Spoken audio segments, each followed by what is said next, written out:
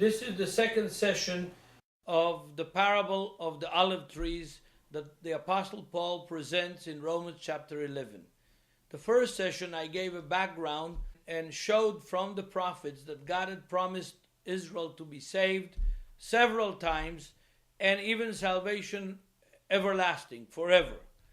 And on the basis of these passages, the Apostle Paul makes his statement in Romans chapter 11, verses 25 and 26. But we'll get to them soon, probably in the third session of this set on this parable. But I'm repeating the beginning of the parable, starting from Romans 11, verse 13. Paul is first of all addressing the Gentiles.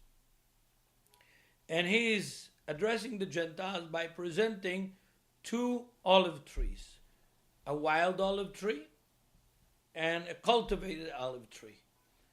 And he says that the concept is that holiness comes from the root, from the lump. And if the root is holy, the branches are holy. If the branches are not connected to the root that is holy, they cannot be holy in themselves. They come from the forest, from the wild. And therefore, he warns the Gentiles in this parable not to boast over the branches that were cut off or burned off, and to take a humble position, because the role of the Gentiles, according to Paul in the first part of this parable in Romans 11, is to provoke Israel to jealousy, which he already stated earlier in chapter 11, when he asked the key question that opens chapter 11, has God rejected his people whom he foreknew? Meaning the people of Israel. And he says, no, I am an Israelite. In the present tense, God has not rejected.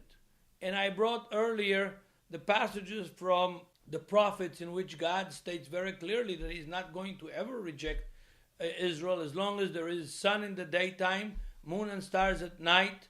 That's from Jeremiah chapter 31, verses 35 through 37. And in verse 37 in that same chapter, he states clearly that he's going to save Israel. The same thing is true in the Ezekiel chapter 37, where he talks about the dry bones and the vision of the dry bones. And toward the end of the chapter, he states clearly that he's going to save Israel. And they will know that he's God, and he will know that they're his people, and they will be his people. And there is no doubt of Israel's salvation even without Paul's statement in chapter 11, verse 25 and 26. So, back to the parable. Normally speaking, if you ask any agronome, any man that deals with trees and with grafting onto trees, will tell you that you usually graft the good olive branches on the wild tree, because the wild tree usually has a much more stable root. And the branches have their DNA, their gene, and they bring the fruit, and they suck from the wild olive tree that is stronger normally. But in this case, there is a reversal of the natural process. And I've been hearing this, and this has been pointed out to me by very, very good scientists that deal with trees, that what Paul is proposing here is not the natural process, the healthy agricultural process. It is something that is in a divine economy. And in the divine economy, God has nurtured Israel for a specific purpose. He has chosen Abraham and his seed forever for a specific purpose. And the purpose is to be light to the nations, light to the Gentiles. This concept appears several times, but the clearest times are in Isaiah chapter 42, verse 6, and in Isaiah 49, verse 6. In both places we see that God tells Israel that their role in history is to be a light to the Gentiles, to bring the Gentiles who are worshiping idols and who have gone astray from God, to bring them back to God, to the God of Abraham, Isaac, and Jacob, to the God of Israel, to restore the relationship of the world to God as it was before the formation of nations in the Tower of Babel. And here he says that, yes, some branches have fallen off, have been cut off, have burned off from Israel, but the tree is still alive. And other branches were taken from the wild olive tree and grafted in to the natural olive tree. And they sucking their life, their nourishment, their holiness from the root. The root is where life is given to the branches and not vice versa. And Paul states that very clearly in Romans 11 in verse 16.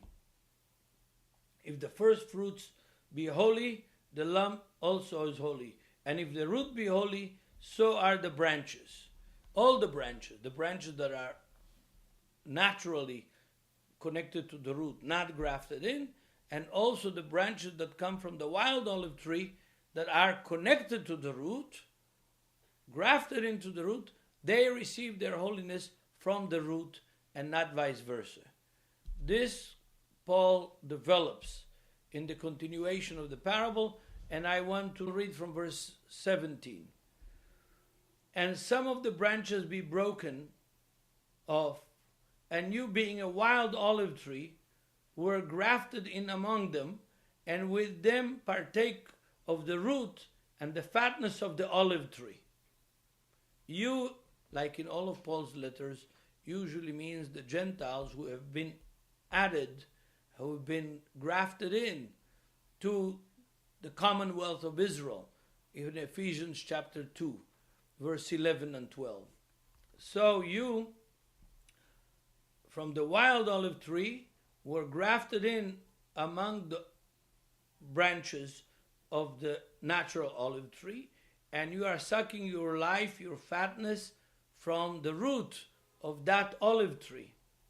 Verse 18, boast not against the branches, but if you boast, you bearest not the root, but the root bears you. This is something that historically needs to be stressed very clearly. We're going to continue this parable in the third session, but historically, the church has done exactly what Paul says not to do.